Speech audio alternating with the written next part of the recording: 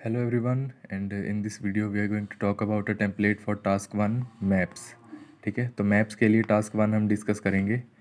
और ये जो टेम्पलेट है मतलब वोकेबलरी बूस्टर है, ये उसके लिए है जो हमें दो फिगर्स दे रखी होती हैं, एक पास्ट की और एक प्रेजेंट की। ठीक है, तो इंट्रोडक्शन कैसे लिखना है देख लेते हैं। The two maps compare the infrastructure of, जो भी जगह है उसका नाम, कोई भी टाइम दे रखा हो जैसे 20 ईयर्स अगो या मतलब जो भी है 20 years in the past and in the present day.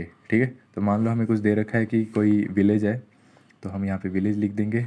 और हमें दो फिगर्स दे रखी है, एक प्रेजेंट की है और एक मान लो 20 ईयर्स पीछे की है। So the two maps compare the infrastructure of village, कोई भी 20 years in the past and in the present day. Okay, first line होगी। सेकेंड लाइन में हमने एक ओवरऑल देना होता है छोटा सा रिव्यू। सो इम्प्लिसिटली, IMPLICITLY, मतलब स्पष्ट तौर पे, या फिर ostensibly, OSTENSIBLY, the town has become मोर। अब यहाँ पे हमने क्या लिखना है, यहाँ पे हम लिख सकते हैं रेजिडेंशियल। रेजिडेंशियल क्यों? अगर वहाँ पे ज़्यादा घर बन गए हैं, अगर वहाँ पे शॉप्स ज़्यादा बन गई है तो हम कमर्शियल लिख सकते हैं, है ना। इस टाइप से हमें क्वेश्चन देखना पड़ेगा कि क्या दे रखा है, तो वो हम यहाँ पे लिख देंगे। And offers more access for, मान लो अगर वहाँ पे रोड्स ज़्यादा बन गए हैं तो कार्स के लिए या फिर व्हीकल्स के लिए ज़्यादा एक्सेस हो गया, है ना। तो ये हम लिख देंगे। तो शुरू से देख लेते हैं। Ostensibly the town has become more residential and offers more access for vehicles. हम यहाँ पे ये कह रहे हैं कि वहाँ पे घर भी ज़्यादा बन गए, वहाँ पे सड़कें भी ज़्यादा बन गई।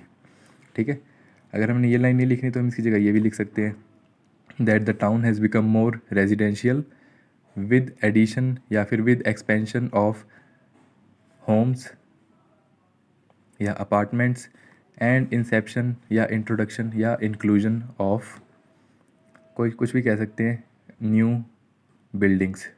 ठीक है, यहाँ पे हम टूरिस्ट प्लेस का भी कह सकते हैं, जैसे ostensibly the town has become more tourist centric.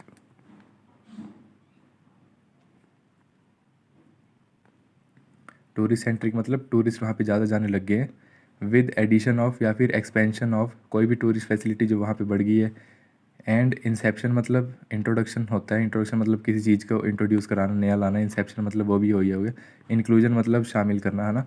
Of, मान लो कोई न्यू टूरिस्ट प्लेस बनी है वहाँ पे, जैसे एक होटल बन गया, तो वो लिख देंगे। ठीक है, तो मेरे कहने का मतलब है कि ये वाली लाइन या फिर ये वाली लाइन हम इसके साथ जोड़ के लिख सकते हैं। तो आई होप कि इंट्रोडक्शन आपको समझ आ गया होगा। बॉडी पैराग्राफ की लाइंस देख लेते हैं। 6 मेन लाइंस लिखी हैं मैंने जो आप यूज़ कर सकते हो। स्टार्ट हम यहाँ से करेंगे क्योंकि जो सबसे नोटवर्दी होते हैं, जो सबसे बड़े चेंजेस होते हैं, उन्हीं को सबसे पहले लिखते हैं। So the most noteworthy changes या फिर डेवलपमेंट्स इन द, जो भी जगह है, टाउन है, विलेज है या कोई भी हॉस्पिटल है, स्कूल है, कुछ भी है, रिलेट टू, जो भी मेन चेंजेस होंगे। मान लो वहाँ पे न्यू क्लासरूम बन गई किसी भी स्कूल में, मान लो ना, रिलेट टू न्यू क्लासरूम्स। ठीक है, ऑन द डैश साइड, आपको डायरेक्शन दे रखी होती मैप पे, नॉर्थ ईस्ट वगैरह वगैरह ना। डैश साइड ऑफ, मान लो on the north side of reception, there now exist कुछ भी कह लो, प्ले ग्राउंड।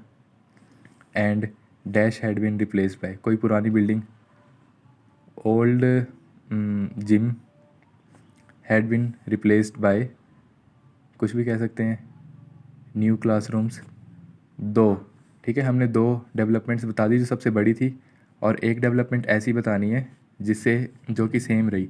ये क्यों बतानी है? क्योंकि हमने सेंटेंस को कॉम्प्लेक्स बनाना है। दो लगा के हमने कॉम्प्लेक्स कर दिया। दो, the reception area remains the same. ठीक है, तो हमने एक कॉम्प्लेक्स सेंटेंस यूज़ कर लिया। इंट्रोडक्शन में भी हमने कॉम्प्लेक्स सेंटेंस यूज़ कर रखा है। ओके, अब आगे हमने बताया कि कौन सी चीज़ सेम रही है ना, तो उसके साथ ही हम दूसरी चीज़ भी बता देंगे जो सेम रही थी।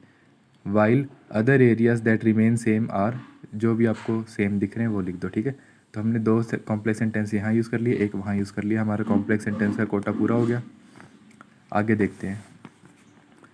सो बाय, जो हमारा बाद वाला ईयर है, मान लो प्रेजेंट का ईयर, मान लो 2020 है ना, 2020, the dash present in the, मान लो 2000 की बात हो रही है ना, 2000 had been transformed into a, देखो एग्जांपल के साथ देखते हैं, by 2020 the nursery present in 2000 had been transformed into a play school with 2-story building।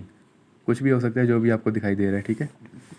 और बाद में हम डायरेक्शंस को यूज़ करके बता सकते हैं, on the dash side of dash, जैसे on the right side of the toilets in open area, the area demarcated for, area demarcated मतलब डिमार्केट मतलब यूँ मार्क लगा रखा हो ना, जैसे भाई ये एरिया इसके लिए फिक्स कर रखा है। Demarcated for sports ground now allows an additional